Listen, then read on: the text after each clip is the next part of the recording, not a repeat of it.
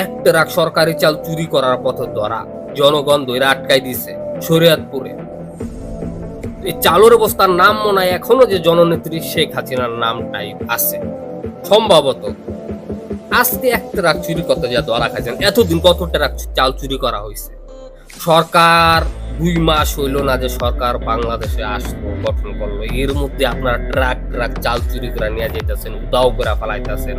কয়দিন পর যে কি চুরি করবেন সেটা তো আল্লাহ মাবুদে জানে।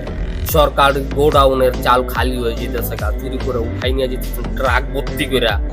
তো কয়দিন পর না বাংলাদেশটার ট্রাক ঘুরা বিচ্ছা ফেলান, এটা তো আমাদের সন্দেহ।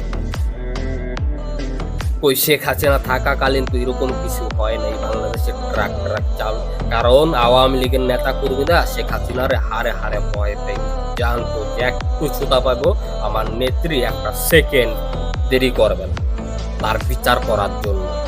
এর নামই শেখ হাসিনা, এর নাম বঙ্গবন্ধুর কন্যা। আপনাদের মতো চাল চোর। জয় বাংলা, জয় বঙ্গবন্ধু।